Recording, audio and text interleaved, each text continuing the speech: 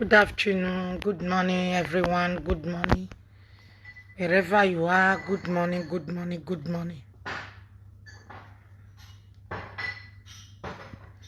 Good morning.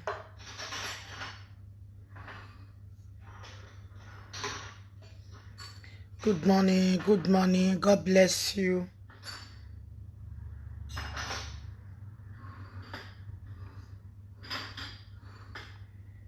Good morning, my good people. Good morning. God bless you, everyone. Good morning, wherever you are.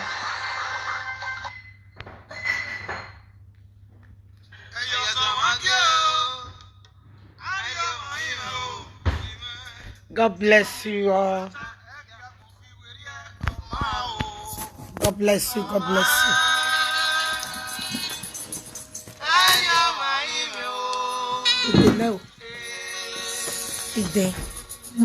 Destiny can be delayed. Can never be changed. A delay is not a denial.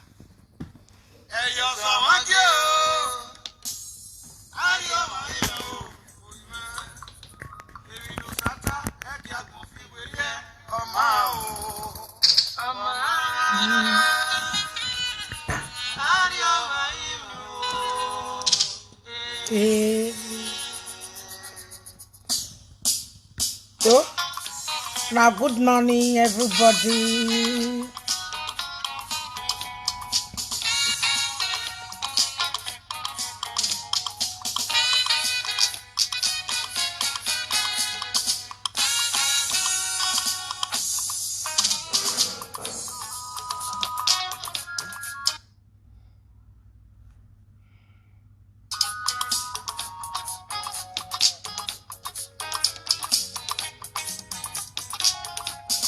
Good morning, my good people.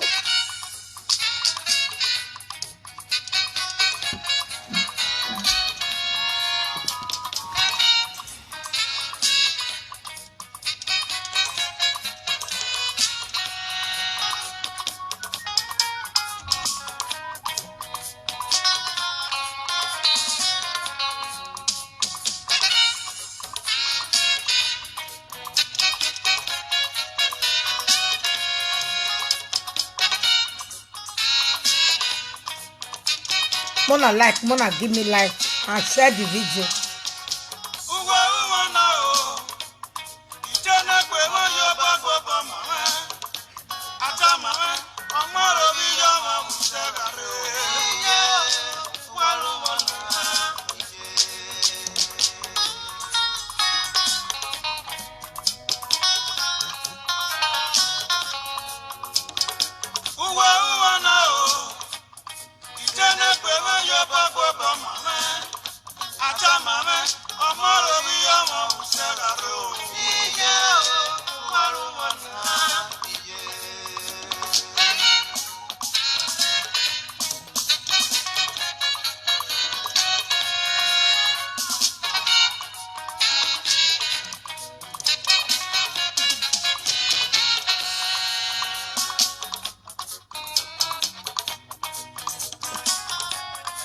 God bless you all, my people.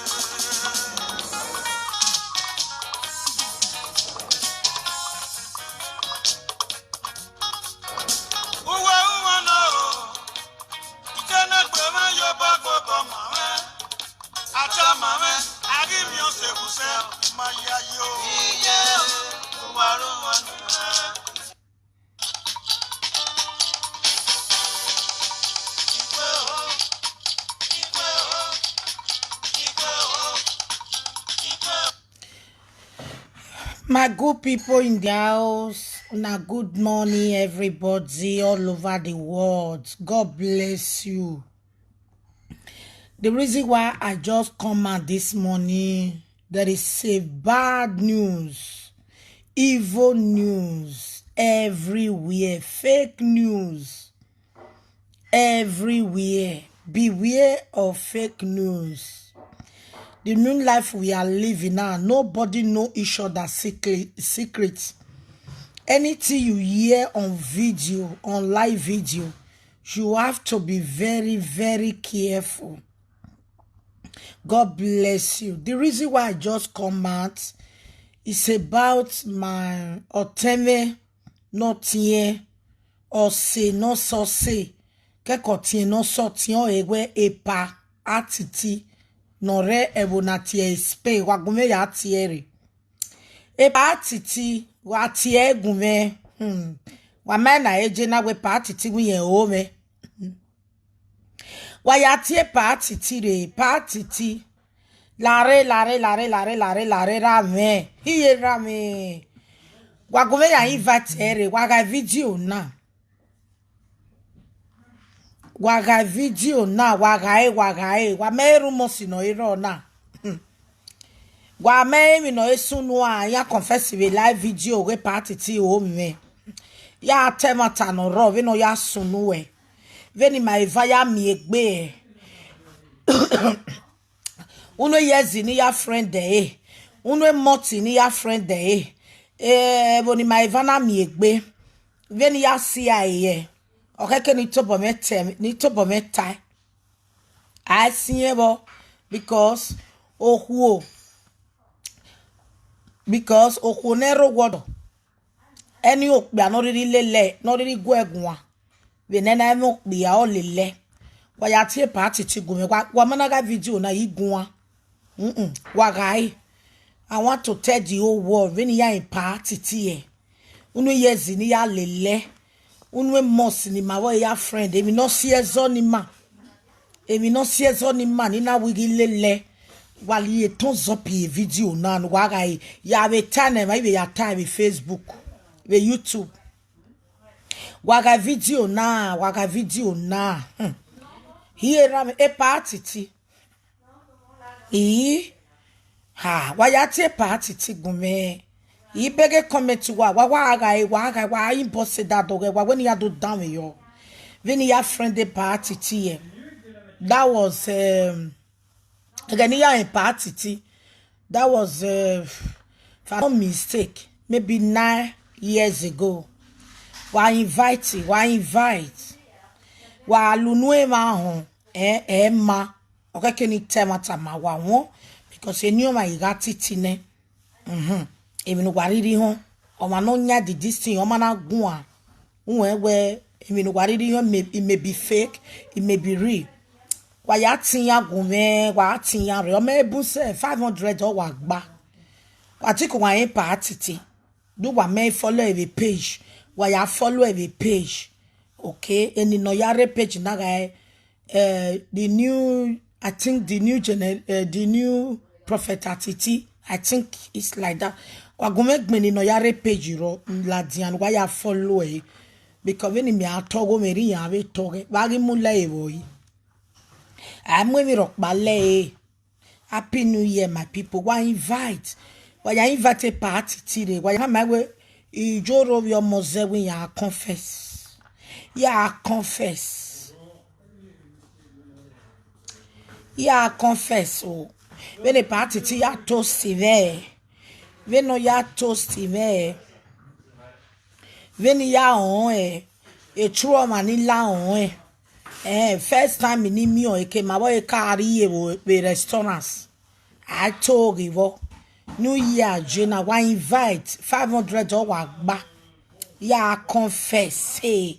Yeah, time because my sister who was saying now we do tell her on Facebook confess you we na we Who where a party to win a friend, me. Wagume ya inviting ya yare. Wa ya fe no what do down with you because waga hon boy. Unui man wana e mata no ro. O unui mawe party ti. Waga hon no mawe. Anything wa wo no mawe every. Okay? Ya te mata ma wa because it may on that from me again be party. Oh, you on that from me better that from me mara rant. That wa be hon. Why you invite today? Why you invite 500 or what? Okay, 150 no ba. Why you invite? Why video na? Bini ya in party tiye. Sisi wani buna wani wina. Wabe me video we uwe na. Kere gi wabe me $1 we page wa. Or anything concerning your return you go no wa. Why you invite today? Bini ya in party tiye. Avec bon ma ba iga itana do wa do gbe me wa do gbe me wa ya invite re wala o e party tu o me se lani e party ti are lani na mi an almost to gbe atire wa ya invite party ti re wa ya invite ere wa invite ere iwe me ba me wa re lani atu wa party ti wa we follow we page. So God bless you, everybody. God bless you. I'm not born. He must say, yeah, he must say, yeah, he photocopy, he low yeah. So he must say, any man meti toasty me, okay? Wagume ya invite, o me gba 500 yo gba ke guan. Une mo senior friend de party ti. E party ti e be siye. Because since on lad and a live video, I see our temata or mammy. Here when they make lads and a live video, Uriye France in so Wagume invite. Wagume invite wala like a page now, waga video now. Waga wala wo. A party because the reason in our ladia, a party wa vie. Oga vie bi ma boy wagun baba no me say 20 minutes make do live video na la wagun me invite amoro pa call me ye wo wa ta we mo mi chore ga gun abo se ni na gun woro yi so o ma no ja me ya in party ti e France or beje e pa ere baby do were lani ade oge so we gbe ere baby no re Paris. E pa o keke ade ge uge so we gbe o because me now we 9 years ago na do te ya la dia na do zan wa invite wa ga video na no friend no be new thing o ma mi wa go me clarify ma wa bo wa me on be live video we e pa ni wa temata wa ya temata ne wa ya san koboko wa do ya gbe me. Okay, what do ya gbe me? Wamana ye koboko gbe me me waje. Wamana si me digwen wa me punishment ni me ogo ni me ya ni ma be party ti ka gba ya date. Wa go me invite unu wa ga video na wamana ga video na igun ijime abe toge wa e restaurant si ni party ti ka mu mi ari e France e party ti egui we na idea na because omoro pa mare ba viye we vinyagi ya e party ti vinyagi ya ri ma we ka gbaro so wa go me invite ma omoro pa mare ba so gbe we gi tala jana be live video social media so me have confess oh na mom is okay oh na mom is okay my sister no just worry I need to confess wetin dey there so I go me invite Wagume invite ya confess when a party ti agume gun o first time in ore on a parking motor ya across the road when ya cross the bumi ade all things are pass away wa unu obo e ga the video e bo no e ga the video man say 200 iguan 200 wa invite us you wa invite why I no go talk and now na carry me come because in my party ti wa da gun afo na e party ti the next thing in Megin where ovie wafin fun ya teme no e party ti ade no gado tie Ade, any bad comment here, I go block you. Okay?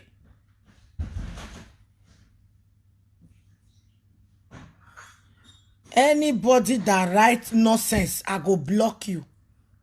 I will block person. If you write rubbish here, I will block you. Uno ever heard the video, wagmo la dia. Wamana got the video, you go. Cause you have a moment that no have me go back home. Eh, sister Lovette, eh, wagome got the video. What's the nina going? You are Veni ya on eh. Uno yes in my boy ya legbe. Uno months in my boy ya friend egbe. If you know me see as on in my eva. Ni managi ya ga kole. So wagome tamu abi. Wagome ga uno ever got the video. Wagmo la dia. Wagmo la dia. Wamana share the video. Igwe bami agwana. So wagome uno ever no got the video. Merowa, as you can see, no hotel Medina gay. Wabega ya. Merowa, hero, say they travel. Mommy is okay, oh. I don't afford to get a meal baby agua. I don't go no again, 630. I don't 40. Oh, you get gua. You get gua. Me, I get guane. Why you follow at the page? Why are you like you, John? Why we follow it because you have a legend to talk? A party, tiere baby, where they line here because first time he party, he have a baby, no re Paris. Everybody know Papa baby, no Bivia. He have a party, or bar or barry. 48 oh, he me away. Oh, mommy, jure one of Paris. He can't tell me your friend de party rene. Ati prophet. Go follow a page. Babana. Cause me have a toggle when you have a talking here. A party tea, I give mu lay. You understand? Where we all momo, maybe your momo. So, okay, can I wa confess eh? Unwe must in your friend you were. Ununa, when you are Paris here. When the first time you invite me, can ma we casual e pa metori. Na what time the over the wine won? Says only my way. Why the last person in me alele guezo. Or soon my way been okay la jambe live video. Many jure kebe la jambe live video. If you don't want to talk, may you rest. It may invite you, Wema. We share the video. 60 email we 700 people were watch. I don't 60 keka. Me la neveni. O wa gba wa sure 200 di o wa gba o mana gba ita. Iwa ewe be di video ila another topic. Wa yin. Me mana gun party ti we gun so wa be follow e page. I don't 62 oh email we wa sure 1000 wa ge o gba be 1000 o be gba be 200 in all right. Eyo momijoro ogwana, momijoro one of the whole words. No bare bon Eyo momijori. Okay, I do confess. When you have a party to your friend egbe. Ha, mama. Uma told you, why worry? Me I tell you, because warok mama river. And my me, ere baby, keke party to your day away. So wagume like a page atiti epa mi ave gwane be dia we be la be page you so when you follow we page wa follow a page okay o we age na ga idon we ototo hotel we go waro hotel na waro hotel you drink this to burger here you don't we cafe so wa invite a party wa follow a page atiti page wa ya on mo wa mi wa gae 1000 gba nu wa go me confess a party ti when matama we get live video because venu nu vie bon ge le touch me okay ken zenu nu me yo momo okay iro word ama weti afio where you are again ya enwe iro word amade ni gi yo mo bo so wa go me gun party ti unu gba ma we mi egbe unu gba si anoi ideni do calculate because gbe unu ego do gbe be buri France unu ego do ya to me oje unu gbe u se gbese 2 weeks ya won ego gbe ni mari jere So I will forget this matter. No, I not go forget. No, I not go forget. I need to tell you now, especially my salt and water people. When my party tika ya date ye, we know what see zoni ma. Even a party ti ume, a party ti get guio. Adega magi to egbe o, erame. Onagino, adega magi to egbe o, erame. Onagino, e party ti nore, spe mekana. Onagino, adegi magi to egbe o, e party ti. Onagino, orwe hana wimi. Because make la live video, but me not tire baby we awa. You maybe me de ama waiting I got time me mama. So why invite 1,000? Uno bo HOA. O magbabe 200 igwa. Me lane na ogwa. Aro 20 share 30 share. No. Ave mani tell me o mi ni e me ni jore. Okay. Jore no me big platform. Oja wa guy. Why only when a man amugwaji why do wash me cause I'm not to watch my women who de to wearing when I will be na who get to a live video. Why they know now you know sister John now you they talk too much. Now you they talk too much. What do you they find for live video this morning? I go block you tell me you talk too much. Yeah, hear the smell for your life. Oja wa gai ni kan we cafe ne e party ti do total because me like me o ma emi no gbera ne for how many years if not we mama ya e party ti we mama ya party ti hey salobo uyere la ni adu uyere la ni nu gbemi mi jo nu gume egure la ya gun uno ikei okay no gba 1,000 oja waga video na wa ya TV sota ya have finishing na ni be ya ta be YouTube and ya have ta be YouTube when you have follow we page because when we have ladia okay ni have do down your way wa go make a video na wa follow a party TV page wa you like your page okay wa share the video okay na gbon ya hon no make me party ti ya mu we de na because omaro bare baba do how party ti wayere line party ti wo me gbe sha yera me wo me gbe party ti wo me gbe emi na wo 8 or 9 years ago party ti wo me gbe party ti when me wa respect wese unu ebo e sure na wata ma me ogba ne be 200 igwa e party ti when me wa respect wese when me wa ruji nu wese when we are promising me we jore e worry eva hon e party ti so ni me na we me bete ds me ru ave tam agbon oh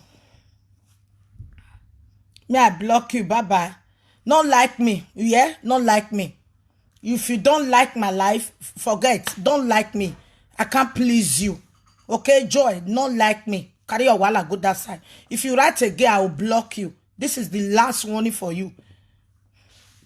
Don't if you write nonsense here, I will block you. Okay, Joy, don't like me. Just get out of here.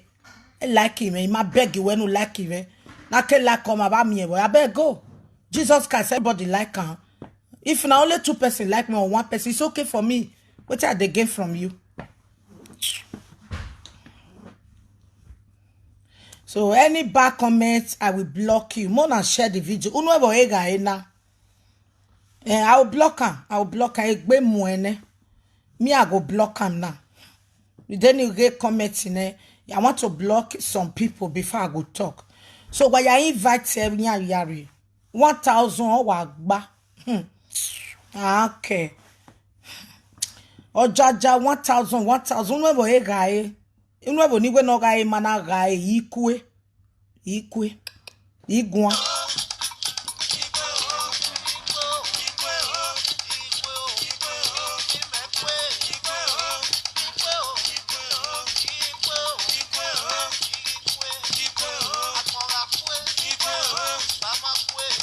O jaja unwebo e gae. Mekwe. Gawata for party ti. Then ujie imi atama the words. because he ko abugbe bu won maru awo egbe o iye wu like him but I have to tell the whole world we no get my way ya friend egbe then we are no me go ya confess ya wa invite 1000 wa gba sunshine oh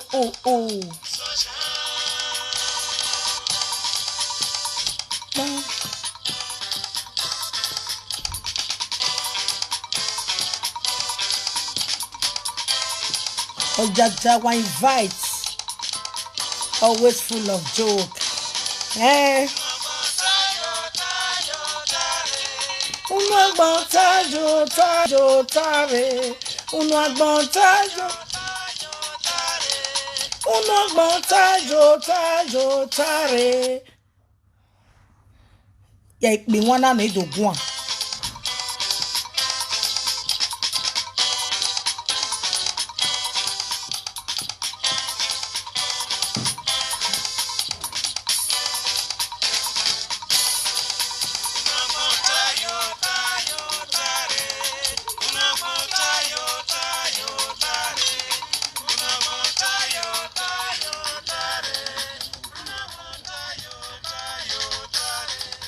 an mata no unu agbon na get topa Adam yo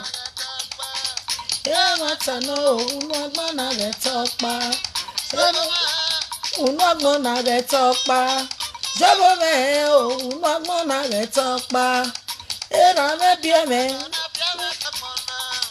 jere bie me o wenu tamame baba when you tell my oje no kawasa no mani tamameje ni yago wene yaze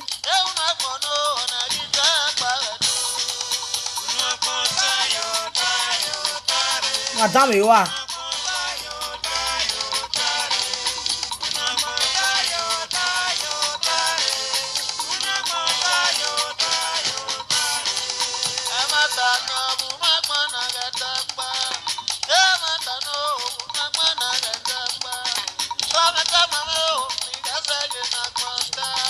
Jeme tamame o ni lelu nu agbon Dame wa eya pa ne no wi amegaro ibi agbon na wa mero gbe o fe ganyun o ibi agbon na go fe yun gbe agbon no ye no fo na ya ke no kwi aje no kwi na ya ke no fo unu agbon na get topa ile lunu agbon o odo sa me ki alele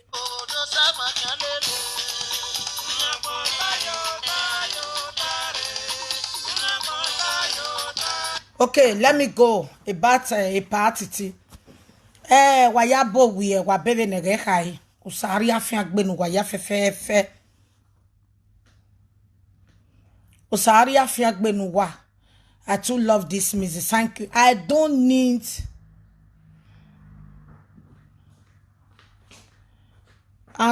need any bad comment. If you write bad comment, I am not making saga. Yo, I'm a bien me saga. Marie live video do kezo, okay? So, wa ya se logbe. Wa bebe nege kai. Salo bari de no time wa. Number 1. Ni kaso ne be pa e Frank Victor. E pa e Frank Victor. O salo bo no mo kwezoro wa no wa be pa atiti. Kemi no si ezo no wa be pa atiti wa ga nwa mezo ni gi dojo. Then wa evaya we make be last year, wa ya we make be je na. O piari la wa ekpo, okori la wa ekpo. Ukpo na ga promote wa. Emi no do wa worion o salo ba ga we nu wa ukpo na. Wa ga jame hwe, wa hwe ve, wa hwe logoma, wa hwe baby, wa hwe miame. Wa hwe kwa accident, wa hwe kwa sedan, wa hwe kwa ezo, etin Jesu Christi no me mafa. Emi ni me believe ge o ma ta mo wa. Emi no eri. E me believe. O me ni na gelega eri. E party ti o ma no wa respect o ma no. party ti na very nana wo ma gele mu egbe eri oto o mu egbe eri oto me party ti ri France every day imoto muri do bo ma so ti ke Spain mi moto adi France e party ti Mario wa me one day o me do wa me kuku o me do wa me fofo e store ona obumere ma be party ti ma be ari restaurant si bi yo be e store bumere oga ire ugbeso ya be ya de mi o lele me ma ya koko da me because me ari store ina life store ni me dey busy anybody ni meriri mi me gi ohun igera mo wi me ti gijo mo hono e dede no la oje gumi age store ya rule ya de mi la gumi age store la e palele me ni ma ya mo ame eri oga aje e party ti ma me go pa no ya friend me oh o ma me go pa nana we o you na to gbijore ginegbe you na to wijore no ya wa be ina wa be friend the party ti igwa be tag we be friend dey e party mo say na o e telebu or fresh egba ma be party ti me like egba ma bo bi abe ni je ni me go alo o mo say emi ya von wo egbe o ga jegun we go pi ajegun yes e wo paro no jo na bege egbe o ma okwo bobo me kin iro gwama ti o ma ro pa iro gwama ti be party ti re ogunmegun ina we mo say eri my vibe wa do ya ko okedo pa o ma boy ma je we bera we maybe ma je supermarket ya be je supermarket ogun me via ma me ne gie ni na hu won wa naira be store wa mi pa me ni ne 20 ni no je no tan be na kere ofo ogun me mo adie store ugbese we pala ogun me dere because in my business to not do with France so that way store mo wa parking motor ye pick up so ina wa be lele wa be tabi lele imalele but a party ti wa we me na wa we mo wa up to do ye tag we the thing yen get the pani France re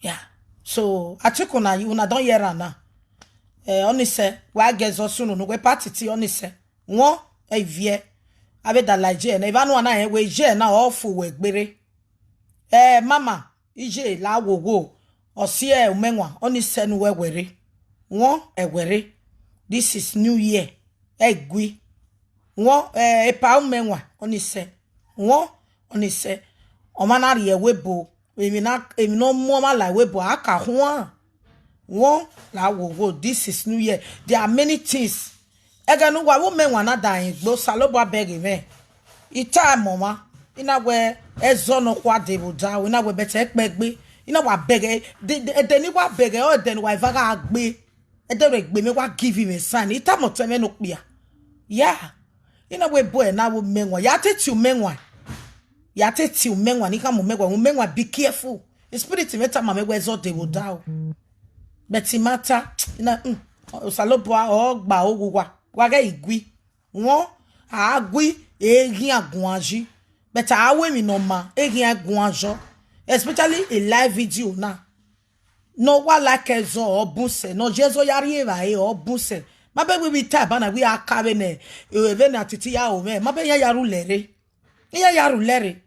there is nobody na titi me time ma we mi jore there is nobody omorun opa yi ma oni sunu je ni ore atiti be tamiyene okuo no explain oje even my have ya relani of it atiti na we mi jore gbe ona we ye vie ye mi jore dating ye ya find solution ya marry jore won waga igwi ezo ema igwa bege umenwa itamo teme won teme ni kanana igwa tamae na we ezo de wo da we mom jore wa ya na we gbo wa give him a sign we wa bege video wa ina wa color teme na we ya ha mo menwa no wa eva gui because we no wa eva de tight ni oro we ma e ma dan obuse iya bega no eva no de tight they will try by all means when I make mama gbanya kon when I make ya moto when I make tinya owa they will pray for scatter Now make their life they always scatter. Now make their children not they ever become somebody. When you na come some ovi are 30 years I gari give ene. Ovi are 20 something I gari give ege. Umi dog ba normal lotero we aga bio mama we bio. Many of them or mama biya. Yes, it's so much gene. Here you cook, you cook. Only laughing here. What is the need of having children? When your children cannot give you food at as their age. So no la wo. Okay, ovi jeme no wonoro osu menwa. Atitima ome. Won do na women wa tama we no problem. Egbe moje me ma gwina oni se. Won emi no tun atama we. Anybody no atama we lelu menwa. Wa rob you alaja me life into enemy of progress in yakin. Eriyan duro ifa agui. So isekenu we job nyanyajo. So isekenu bono pa we job nyanyajo. Eriyan doe. Iye unezofo. Iye unezofo. Truth. A video we take a load in a YouTube. What be my video maybe a go maybe me complain. Me go be to surprise go be to last saga. Only say no more maybe no where here about where. Oh where la jam style ya gio. All those videos we get now I regret about that. If you don't know make you know e ke eriola lomo erio wono no you are too big for that my sister. You are too big. O men wa talo men o piano betu we no ko wie do we forget e ite we wala jan to gun e ya we because we give la jania make na ya me view we page ya e zeji ya e won sister me la wo la o kemi no men wa di time we ge wo je ko we brother o men wa la wo rame la o e ke no pia jo no ma ke no tai we no ji ori o rame la wo ijiju no re imi ija imi awe won salobo me aso rest in peace oh me bless me we joro o mo ija imi awe e we gbe la jan ro dem na la wo la won o ka be ye ba ene wo wa o we jege no derio e do gwa faga gbe me bege wo mo ba enu e brother la wo won imagui do na time wa titi o me magui but for me yen wo ge no 100% oge no even that from they are where atitika gumegun won la wo but now atitiki gumegun e ma wa to egbe ya wa or what me o my queen e pardon mo wa talk pe baba oni se wa ga igwe iwa bege wa gu e comedy me iwa bege na wa ite bege na imi wo de ya tete we pa e pa o menwa ya tete we brother ya tete we ko so mo salo ba kere no do save ma ya tete we aish vinu ya gbagba na ina wa orere dojo ina wa ti oteme be Paris because me very on it mama ni ga o se ina we problem ya wa rere sakpo na ai so saloba no mo kwezoro ke na pa wa iva we gbe igwi egwe nu wa ya settle ege wa won e pa wa we na open we no mene kia gbe na because so no na ne ba na do akini gbe giga settle adobo settle mi na ta me gbe gifo wa ge tete gbera bi yan na won sister me la wo ge me bi gwe oni se e iladian won e pa o menwa me a finish ne ba me a call we la wo baba la won la wo ijo saloba ya imi awe ije ni ka ya imi awe won la wo rame we mi odion la ni juwe me ke na gogo be imi won uri ewe bodo gwale go o mare do gwezo o me gbezo na gwe ma be go ko no ifie ba enu ene won e talo la wo baba e ti mege mi no sunu imabege o saloba bege me but the only thing na wa on ya na gbon yo aproko image e pa u menwo iga file ma me ba we ge mi no sunu na wa ina be tamina we kan e go sunu but ma go wa kebe yan na won la wo baba oni se jo boya we ko won la wo la si suri ba ogene o we jo wa then wa ifaga gbe ma bebe no ga gogo e bo receive we ona je wo mo no wini go won la wo kemi no tawe gbe we jabo won la wo la wo ram mama la oni se ma bege money no gbe be jemi star yan kin they can be president tomorrow if you not know any meje e mo ya no wa be be me ya kin opo ma no uri keru wiyan no wa ru wiyan e ya kin opo ma o ko na bi jiyan we le lo mo no wa be ti yan ya kin opo ma won la gogoje la onise e ge ma pepe we yan to regbe won me ni ya nyanya je me ko so be ri megbe e me ri ku le so o ze regbe me even o wi na se o me se 2 minutes o ma be ti me ne mommy jore no pa na we no sile sikodo me we no ni mamu me wi na e travel me jina yes let's go do mama ya about that phone na wa sile sikodo ah emma normally you can do run vat agui ogi ase ba wa dolo egene iwa jena iya wa anyanyajo iya wa osi enu wa na iseto iya so ahumi wa iseto iya so iya confused wa iseto iya the way uya yin osi enu wa na seto iya megwe ogi ase ba wa dolo ere ya jebege na ya bima mabege na bigita na we ateti ma o me ya lekwa deti atiti gele wa o we bana ina gele wa confess we atiti o me o eri ki atiti je o iye ya vela ni me ami se 2000 baba me ami se 2000 atiti ma o ma bege gbebe ma bege gbe o ma bege party me atiti ma lawa me one day abi we stock na be o me we stock na be o me e store no wa rokun po so o ma o me o oni se okay wa igui oni se anybody no nyanya jeme na wa nwa me wa mi ogogo bukpo na o bia na okwo no nyanya yo be side me won we nyanya yo side mama ge wa nwa me wa ge mi ogogo sisi wa man wa make a peace be no na we be no wa anybody no make a peace ala go da go ni wa agui ne gie wa po be ya oru eva wa bege go oru eva wa de 30 wa so wa na eru ezo wasun wa agogo wa mi enwu ya wa gui wa ri la wa meneri no pala wa ri no pala wa bo na wa do separate ya wa na mi agu wa be mo wa meke ni bi wa ri ba kwe even wa do na even wa ri o da o ere zanza ka be la mo no wa bi egbe nu wa kebe no jie aba zangbon zen mi abe mani do wa wi si iwu wa ya bele mansion wa azu o wa e de agbe wa mo ezo la jan wa mo mi no mala jan ami moto agbon wo bu wa ami o wa no ma wo bu wa kwa ya izuozuo ami godi agbon uruwa ami uruwa ezo denu ke ta benu wana e woru ifa na agui ano pa itoge no pa be toge ona ifia bage no pa be fia bage oni se o kwa ge were gbe nyanyajo o kwa sinya ai mama oni se won oni se ite gwa wa te gwa mo video me be YouTube we megogo ma be wa ya no mo video we me complain je ko so won agbagbon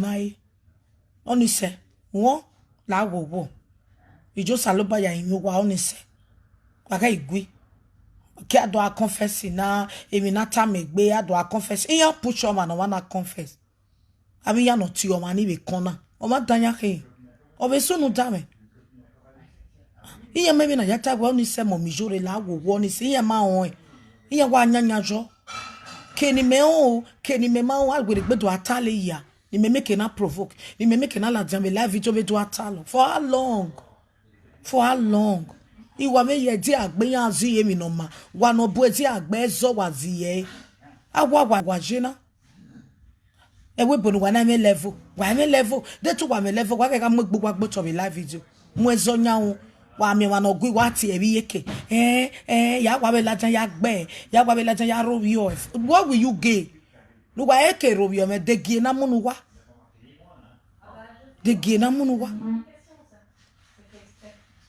emma de gie na munu wa iwu wa ya lago ja a passport ne so no wa me ezo wa do ya gui a driving license no wa me ezo wa do ya gui na be me passport ezo be je life for ya gui wa ma bi wa character dan kwa me na make PC here o se wa me na go ma make PC o kekere no wa ko mi jimi ategwe forever ya na wa ya gui we be me no gui forever de we be me no gui forever pa iwa nwe gogoro na wa ki mi no wa gwa boyin atiti agwa be o me wa be tai o wo zigaro eme okwo bobo meke we ni me na mwe ni ma bosi me na ro atiti mi ahun me ime time gwana ebe we na bata iwe no wa bomi ade France iwe wa bomi ade France o ma ni me wa we mo mi no bebe me no je no teme gi no Et pas tie ou jini riene rame iriene. De tinye ka we mene me tinye pa. Ebe gona bate ni e wa gbunu ji direct. O gba no ka we mene me tinye pa. Imi owe. Okono ga eji o ma no gbunu je ni e. Sisi mabo egiro. Wherever wa meru mosi here fake news. What on na ijore ve na ijore ba ko wa me gweti wa ya wa jame ya titi. Ime titi me matiti so wa. Oni se wa wherever. Oru eva na aku ani nyoma. Oni mi okpa no wa no boma e na. Me ni ma bota fi meje na ima wa ni nyoma. Oru okpa ro munya eva na ro gwa ginya ni nyoma. Odo wa me ya ni nyoma. Boyfriend and girlfriend ni nyoma. So agbon ya ni nyoma won enuti. Do wa bu me wa na ikoko ni wa na igba toge party ti o ma de mi no ria. Oni se mama. Oni se. Okay, yo saloba ya imi awe. Oni se wa ge party ti do avie party ti ga avie ma me ba. Ko so en wo ge no. Ima be ya na me ala dia me live video. So kwa we follow every page. Okay, wa follow party TV page. Okay, can no monetize. Okay, ge Facebook me na. O me gba be too much in me kia, but monetize ne. I monetize ne. Follow no road. Ya kamo even so no ye go message to joro. No ke me message to joro. I monetize we. I monetize wa. Wa mi no maso wa o no jeve no wa jeve wa na me go wa saloba. Ureba bi zu mama gbon ureba. Oro pero na titi me una sikatiti e patiti. Uga sike patiti almost to time when we jore gbe itoria. Almost to time. Even many people they go stealing a patiti no ro yeme. The reason a patiti mana ro yeme. Or when you marry ba ma gboma. Onwe dezi no gbe be Paris ne storm on arriba. Imami e 1 naira. Oga we no we awe no ma. Ima on eje. O ware condition me so no gume gun na we pai worry. E ori mwe ba ne be na savotion ma no dio. So kekere wa do agbe me ya. Me ne so mana sunu ni ma eva. Ma wo e magbagui. Oni go ni ya kion pe ba opa. Ugbe so mi a brush. E party ti a kin brush. Mori amene ugbe so ya brush we buy. E party ti to here. Oh ya brush. Cause my business you not do, ona have you with moto. Dating my friend, there was any man mo ari ogwa mo baga arogwa. E mo ari ogwa me, but we moto ga ari. Ye ke store we mama ya me ni ya brush. O that way store me ba ona brush. Okay dokpa. Di ekwe ku SF, imagine ye do ya kwe bo da vere baby I don't know. Can you do it? So iwa we saying iwa we ne party ti uwa call we party ti yaro we juri. Emi we ma eti wo no ma na bi we ran hoto. Ogwa do ro ye me wani me mwe ba o wie na mwe ba o tana. O do ro ye me be ni ma boy ma na gbagui. Ma boy ma gbagui. Ibi ba ne party ti. So won you see when a voting yes, where we jury, till you bow in a wa. Ege ase, ijore ajedo. Wa my condition or je, wa my no pass through. But talking in large and life to Yaro, we jury, ye got a mini jury, I pay be Paris, me ye for we ya way business. You go ma gwin ya mote. So I will no vote, to saloboa. For how many weeks in no gbe storm on arriba, imami 1 naira or ma pay me 1 day we jore me so igual as we live video what to arrow me. O salo boy bi igwan o wa be sunu ibe gwan but Jesus Christ no me mafa every so ezon wa cinema be party ti return egiwa ezon wa cinema party ti wo menwa I return egiwa ezon wa sine e mama be womenwa I return egiwa me mani dezo okay me ma deni dezo veni mejima na mabomoro magba me gbezo e travel mejina e hotel mejina okay e room we kana na take breakfast eji ore unu ego bai ore to be bai we gberi another village Mais elle dit wa baba na.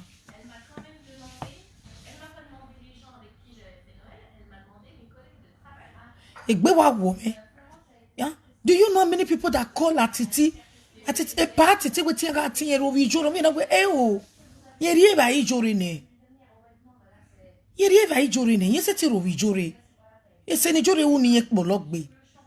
We na ti wa o ne party ti wa kin ogun ame. De me mo ma bo to a party ti mi ahun me. E mata kwa tamu we na. Eni na ye respect me amu ya ade wo na ne. Ya amu ya ade ne. O ke gbunu kino ke wo wa mo iri ebene. Iri ebene. Imana meti we direct iri ipe ye lawyer ne. Aso ago ro wa me. Ye ti guarantee ne. Me ijo wa gugu. Yeah, MT versus be France. I de France ju. Imana eti we ije bo wa me ya guarantee ne. We wari ebe no onwina. Etase aro na pay wa mieme. Imana eti pay wa sizo wa me na jo. Yes.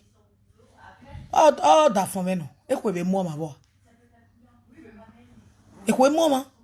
So odo no kwa ho me tamudi ane no me be aso agogo afi moto. Okay village me ya hu na we town. Kekeni meji are town is 1 hour be moto 45 minutes no be moto. E go slow ga mo yes 1 hour. Yeah, block him myself because all no na yate expect. Ezo ogbeluwa, ezo ogberota, ezo ogbejota. Ezo ogbeluwa be this new year. E party ti only say he might need he might do have a large on meti large but for me matter advice we no forget. I wasted time we won. I wasted time we. Na we so since that time me we gbe mi o. Na do dekun yi magete be o. We me dekun be Facebook me magi yin. Ona ru won okuta. You know talk about have a prophet na no be ju won okuta because me am you na wu pa igi o magi o. E de no gbe na re magi je party ti o. So vo isunu. Ona do tie me be dokpa. Ogwe di ye yin. Ina we party ti we no a. Ogwo ma ni no ga di store we ni no ga bi motor me store we na we. I e pa woru won okuta. Ona giege we yin no we ga ta wona ma ko ma ni ye. Biti ma eju we no. Kusi me ma ge prophet we be kin. Imae. Since then, me I block this person. Egbe mo egbe ne. Baba yo. Baba, I don't block you. When you carry one in say jomo, I don't block you. Baba. Now you lose. Me I not lose. I don't need you. Okay? So area me say yeah go. If not say ni na la jan do gun, you get take gun. Is there any party ti ya vie ma me ko ya na wa touch me. Me get take gun no. Anything wa riri won we gbe me wa mu wa sagbada no wa sisokoto. Wa ya debata yo we. Wa ya pay you go wa na egbo wa ya train you wa. No me be bia no ro ya dey with on you. Okay? Wa tebe me una be mi aro we wa be me 10 cents. 10 cents $. Wa be so we low. Wa kan wo do.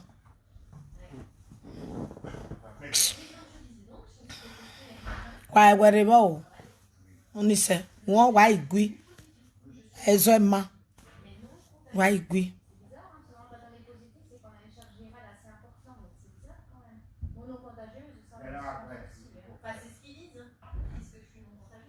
Wa me comment no mama I block you well. I block you. Your mama water mama. O wodo ije e mo awajo megbe. Okay? E mo awajo megbe. O ma ni guru amuke. Awagme mi no mama here ko block you. He wa block you now you lose. Now you go dey find me. Ere France na me just spend de na bi me ramoto. Even level be spend. Mana baba yi so when he block you baba yo. Mavis baba when he block you. Baba yi block you ne. So e party ti era me no era me. Party ti era mo kun won. E bi my set si zone ma. Era mo kun. So my set gbe bari na ria we. Ma ye mi egbe be dokpa won egbe ra me ma ya mi egbe. E worry. Iye we apa we emi nu gwa lo de tu we mi o no we are Paris ne because we ye me yo ma be Paris. a party tire ado ato be stop when to a president or me yom of France. So a party to relax. One seriously prayer. Usaloba remember we be here now. Okay, wa mevi. Agbon manager me gioma o dere de ki no ma. Egi mana mudia yoma de usaloba re de Roma.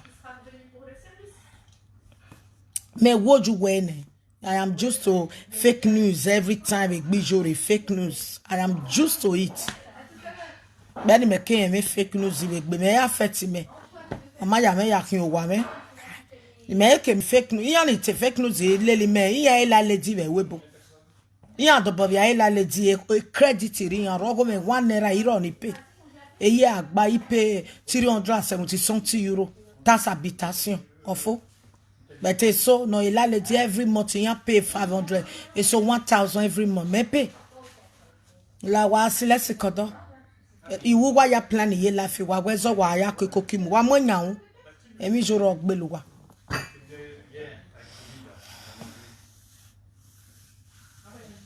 e party ti wa ma wa follow e page wa do wa follow e page wa gbe Jess wa bi aga video ge wa bi support o keke na monetize okay the page me na agwezo me e page na me magwezo bo but I monetize it. Imagwezo be page na imagwe message to name one. Imadam we want the ben why we message to ijori. Ugwa le monetize. After 7 years 5 years in wala jam live video. Iba wa ye jezo yari e bai. Iwu wa ya gberu pa wa agberi baby. We me ma no gwezo na gbon mind. O wa no gwezo utome gwe.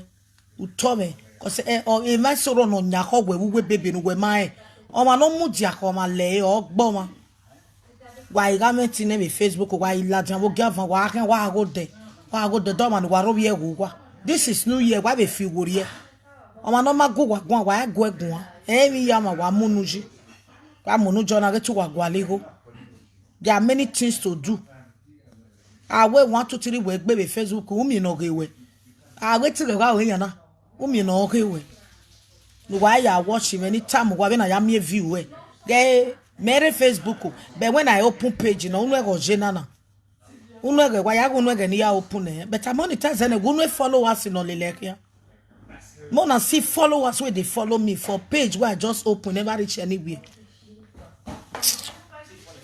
atamo wa we asoma ne make gbe wan ye mi mana wa me followers in ogaro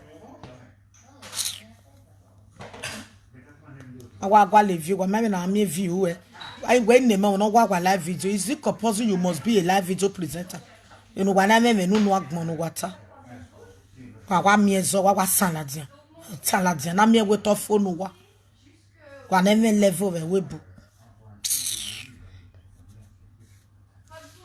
ka me level wa gwale keneso je wa mi aru eva no 30 wa oginya eva me secret no wa se zazaga jinya gbe wa se zazaga jinya gbe na wa gi me secret ro wa do wa ogie no ga we awofen wa yana no ayoto ta do me secret oge ta do me odi oge ta ya ga bere jo bi yeke ta oni abe o no be matata ki be ni no be frustrate wo be we wa me secret oge iwa mo di o wa worry wa he ye mojo be na epe ba ko ye mojo bi ya ko epe wo ni e we so kan ifin ani akeko odi ori jore pe e secret no go me be salt and water pe man madam yo yi pe eri ele o ma na me secret e dekin agbe wa kon de we wa me secret for how many months now ma get to beat bro one wa do view a video no mu na no wa mi tisu wa be na e salary wa polo e tafia wa je si se gogoro wa balon won wa do da me ko so he wa kan he we ye me audio ijore wa ru la lele yen hian la lo ni si yen hian wa ru la bi ko giyen awon dan wa record yen abi yan ni nyanya je me na wa record yen eni o keke ni wa record e ma ni do atene gbe yan ma wa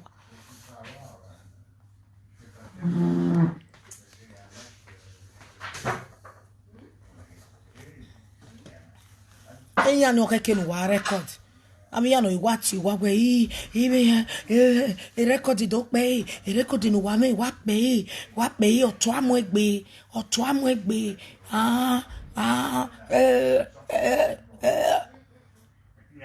aba pa bobo wa ibe hon ya be settle kwa be ya your hospital confusion be la wa gbe kwa be so agwo iyo iya iva settle iyo emi tama o ne ya tama o iyo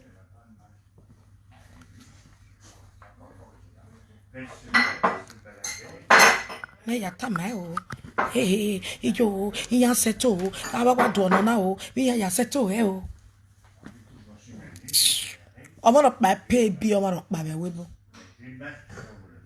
omo no pa e pay bi wo pay bi me be pay owe wa ko wa wegun megun ayo o mi ave ko megun mi ama o I pay bi owo pay bi me owo time me na ya live life me I will see some people ne zuo ya no we ya muse ne no ye empty vessels o ye bia agu megun ye bia isoto ya me wa gogo abagma ba ewu exam abakpa we gbe melele gbo ma bo kwa mobo melele gbo ma ime goma make we me I love ma ime goma me si come anyhow cause we go ma si ma jiko okay era me meja America ke wo wan era me meja Europe so me abi ya no gwe ri ovie na ebe bo kwa kin ri ru kwa ga me go ri ju kwa ga me go wa lele setu wa go me lele no fiti me wa meke ne zoje wa do awurerere wa hin aboyen wa gigwa iboyen wa de babokpa ge mata mana we a ona ni we yari abe ona ni no abe yari abe gigu wa ita and then wa ge de kwa mani be street wa bad pretend it to hey ka e be no so ni social media ha be CIG e we ge saga no we ge be na really we vani my important my important better of we have a YouTube e je yen yan ore do bai allo de ko wa be YouTube azeju wa be so channel wonu agbon topa so a party ti oni sell oni sell okay oni sell but forget oni sell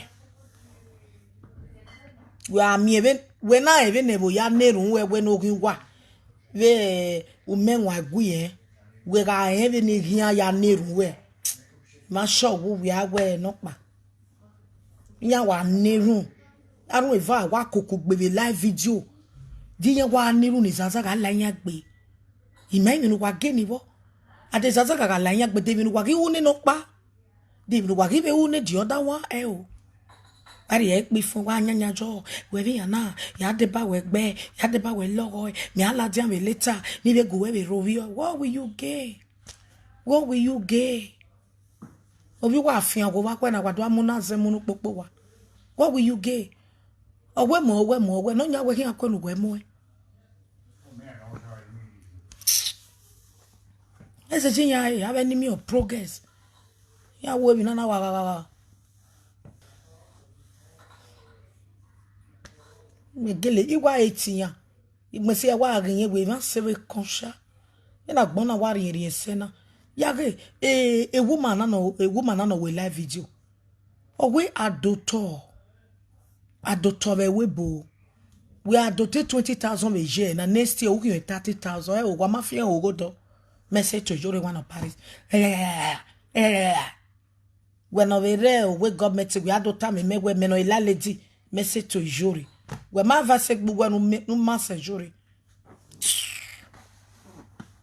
when a government akulu wa no bun la jan baba no se wa wuju do wa etin pay go wa 800 be 3 rooms u se no kwa o wa wuju wa do advice me o we ado de no hate mame ma advice do wa momo wa advice we wa cause me worry me buane do wa na momo wa concentrate yi we wa gbe because life in here gbe wo da o ni ya made mistake gbe nu wa make after many years we bo rent wa yeje Wa avase mono wa bie. If you wa keko agbo wa ba. Etete baby wa ya ro wi wa. Wa ke gun akere yen ro wi wo ho wa bas wa ise asade wa do a message to Jore one of Paris. Mais we have advice.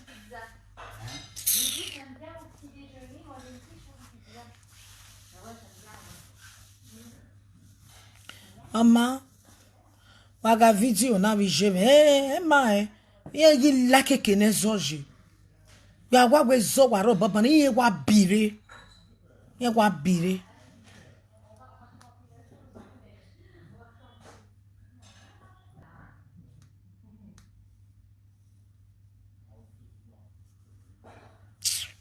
Any bad comment here, you are gone. Wa we lui fait quand il block, we will lose. A block it take him in 1 second. La que kenezo jegbe. Why not the advice? What fight your life for what? There are many things to do. Emana bana, we not doctor. Ote se roni ya he babi gwe. Ote se 2 years we be migo times 2. O wa roni ya 30,000, 20,000. Emma so do to be we renovated. We got to wait 30,000. Una ye 40,000 renovated. Wa here oga any go video 30 plus 40, which is 70,000. Una renovated, but wa here who 100,000. Wa go do. O see megi hete man o wati. Ezo. Who be me? Hello. Anytime no why at ego as you excuse me, ego as you no ma. Hello. Mama call. Call mama. O don't have a or just say mama. Mama call. He me what like Facebook ba. You know what me many wa be gbele kian we be on here. Do me honu go me ga ego e. Ave me progress. Also, when I 10 years, yabo wakpa. Hello, God bless you. Hello, God bless you. Good morning, sir. Yes. Same to you, sir. God bless you. What kind of problem?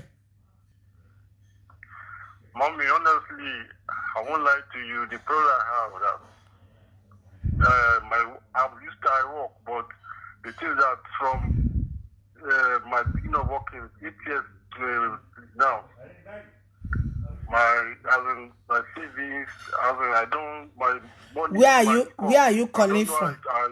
Where are you calling from? I'm calling from Nigeria. We are in Nigeria. I'm calling from Mediguri. Madiguri.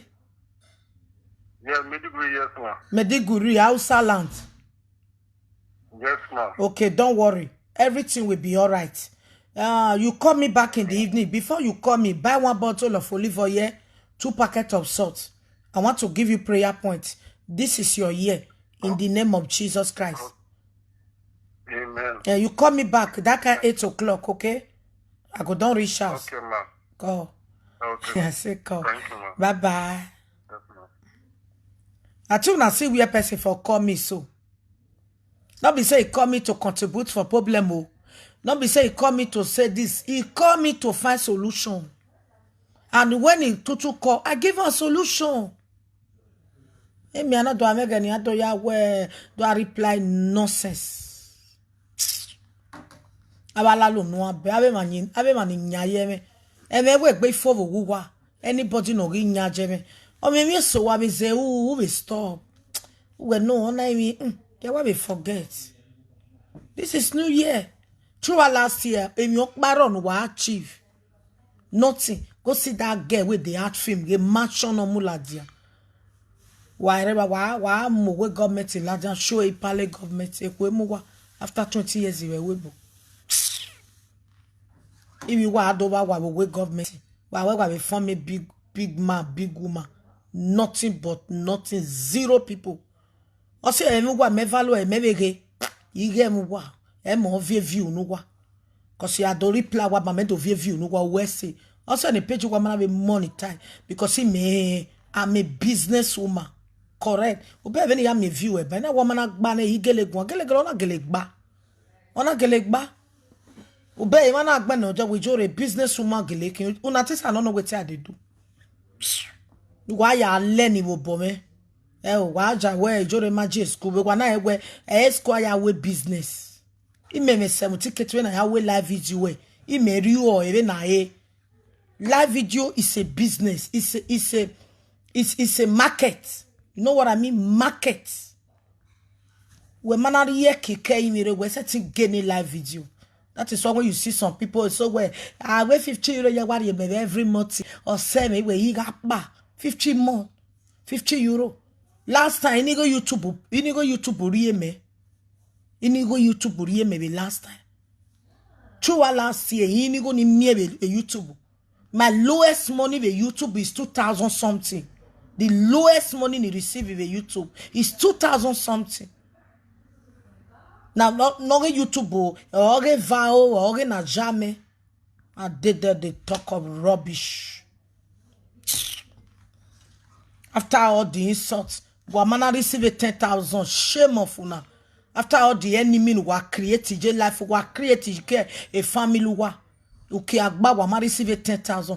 Go and see Osemege Gena. When you gonna receive a motive Facebook on Wana Zuoni. When you gonna receive a match on in General Angela, your door, your nyai. A Facebook on Ahuigo, whatever, what do I barana be live video? Do I go look back ban on Juwaya Ufa? I be pianiro et to no, ya be message to jury, message to jury. Message to jury uki agba wa achieve mi rokpa. Uwe geso no be message to jury. Di palo ke no na we message to jury we na no be France. Adoro be mo wa no mighty be arrange palo we se. Wa mu ko ma no re we bo egbe we chaka ma French. Wa je be o ma no re ba Nigeria. No chaka. Wa vi obola jan ba van wa ti go wa re ba yi. O boy chaka. You know, governor, of your boy, a point zero, dear agbe. I saw yagmo wallow, I better biddy. Jay, wag be wag way. Message to jury. Message to jury. Message to jury.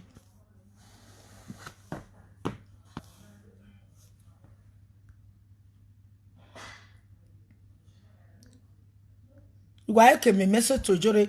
Ijore ma de. Ge page wana unu ego jena na wazwa ba. Te we message to Ijore do view no kwa me do reply wa wese. Mana reply wa de kan gbe ido e mo view no wa. Ime ya me na reply my so. Iwe ni kwa be tun ani view we ne. Cause when ye gwan ni me mana reply ye zo iwu na. But ya o we ni be temu. At least of it benen okay arun 20 arun 30 ye gage then be view na nekere even mo kiwe ne eye be gbogbogbo ya be ala live video no make na me 700 me 1000 for how long unege ya do ni lele I can't do that. I can't continue that.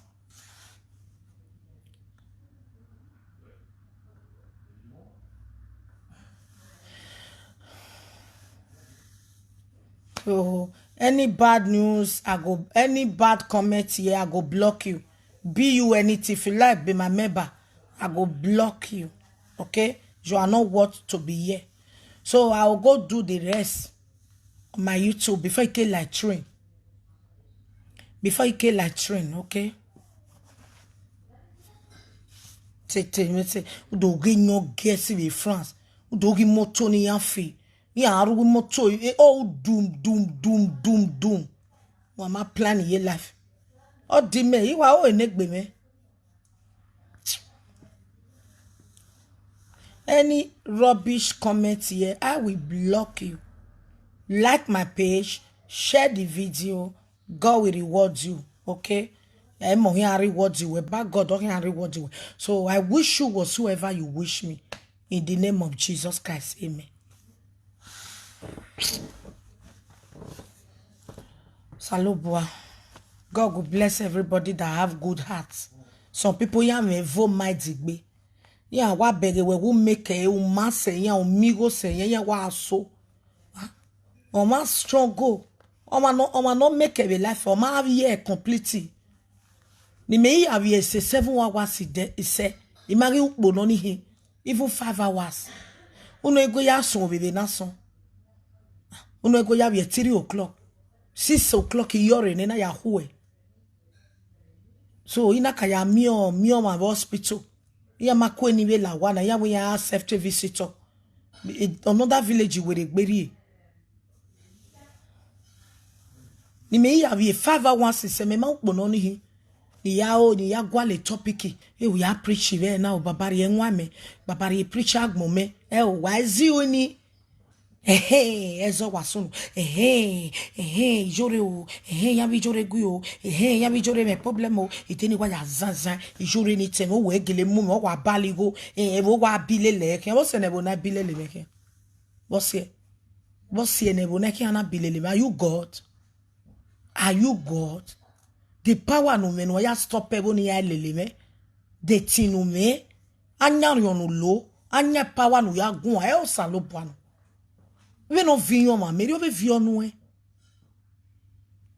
e ma soro wa begi yan wo gba o we de like so me o ma no abegi na like yo ma no abegi na like okay I'm too special. People that like me now, people will matter. Now this live video a day, somebody say, Mommy Jore, I want to give you 100,000. I lie. 5 days ago, I be 4 days ago. I think in a play, I begin to take a note here, they pray. After 5 minutes, I check my WhatsApp, 200,000. So where we had to give me, instead of it to say, God, will do it for you, do it for me. Baba God, you will they bless you, do it for me. Autonoma mu me be otona jani me we live video na ta face otoni up till today otoni yeredo imagbolujo afese e secretary na there afese e secretary na ona mu one gate jo na de gate ni 80,000 e gate no ewo you no ge maton ovi me ba ajo toni me if I want to sell that land to this more than 7 million. Very big, or even 200 by this thing, no jamais. Mommy Jore me. Because in a prayer point you will mock bologbe a lot. Imoto na America mugumo, yere company secretary in Aguana. A Jim Nana, we are telling my what I cover I cover Imoto na America mugime, I went with it. It's not of it to say God, we are going to bless him and he can be bless him. Woman, I pray no saloba bless you. Uga jolo sama no masse we David de wakia ya de. E David de wakia ya ri kabo mego. Ako wa ye position ma no my bagmo. He ki ye come go wakia ya je. That is how God. Or saloba bless someone no jealous. You may deceive people and bless. I beg you be. I want no America mu moto ari o wa me. No jamais. Ima ho ede. Ima ho ede. That was last year. Imaho ide.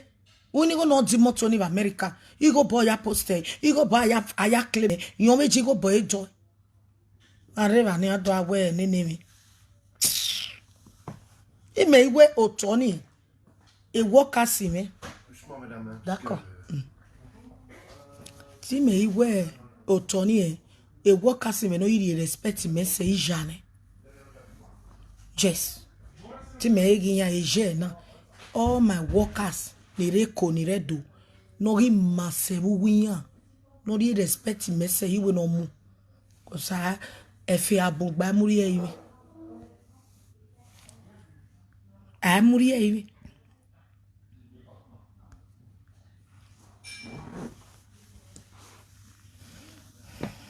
the border dum na biewe ran moto do me to ride the border dum when I not him na the border do wo awon amenu we mi ogo na biewe ran moto do me to ride anybody not him ogo aka mi we me to ride na ya biwe ran moto uga awon ame wo mi ogo wo pona emi no je we se wa lose do we me to ride. Nobody is perfect. a sin to vima yabo. We are trying, we are develop. Okay? So I have to lower my voice.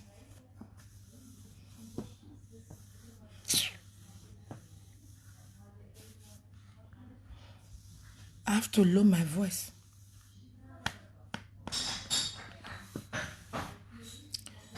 Waga video now, Mona give me like, Mona share the video.